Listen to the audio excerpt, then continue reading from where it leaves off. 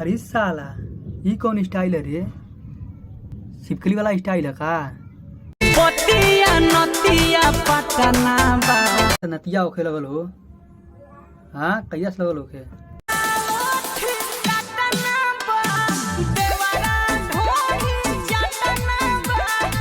हे भौजी, ये बात याद रखियो, अभी तो देवरा ढूंढिए बा चाटत चाटे, कुछ दिमाग देखिए कुछ और ना चाट के भाग जा, ठीक ना? घर में घटत घटना बा डर रहल उहे हो ताटे, मतलब भौजी कहत ली कि घर में घटत घटना बाटे। तय भौजी ये बात याद रख लो, जौन तार ढोली चटवा देवरा बा न, वही के चक्कर में पड़ल बाटे, मौका पौते का चाट के चूहा के निकल जाई। देवरा ओट काटना बाटे, तो देखा भाई लोग कैसे देवरा भौजी को ओट काटताटे और भौजी कैसे ओट कटवावत हली। देखा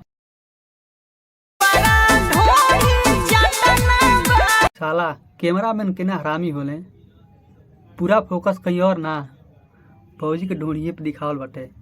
हाँ, चल गइलू परदेस मजा मारे विपत हमारा कपारे बा बता के का बुझाई तो तके न, जब तार देवरा ढोड़िया चाटी और उठवा काटी तब तार भतरा का हुए, भतरा तार गिल कमाए।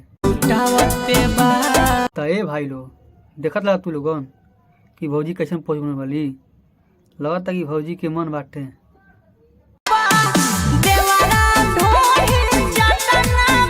भाई लोग देखत लगा दोनों भौजी के, आखिर में देवरा ढोली चटना बा त ई दोनों जन का करत न जान, लोहा में लोहा रगड़ के ई कोइल का चाहत न जान, का देखावल चाहत न जान, आग लगा के मुंह बा दोनों लोग के।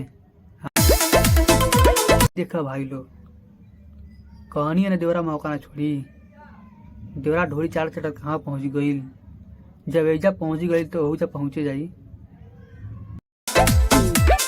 ए भाई लोग देखत ला जान, देवरा ढोली चाट चाटत नीचो नहीं लगल चाटे, आकि भौजी जैसे पोज बनौले वाली लगत देवरा चाटत ना भौजी में डालत ताटे, वैसे ही पोज बनौले बाटी। तो चलो ना यार, ख़त्म करते हैं आज का भाषण, और जाने से पहले आप लोग हमारे चैनल को सब्सक्राइब कर दें और हमारे वीडियो को लाइक कर दें, ताकि और अच्छे से अच्छा वीडियो आप लोग के बीच में हम लेकर आएँ।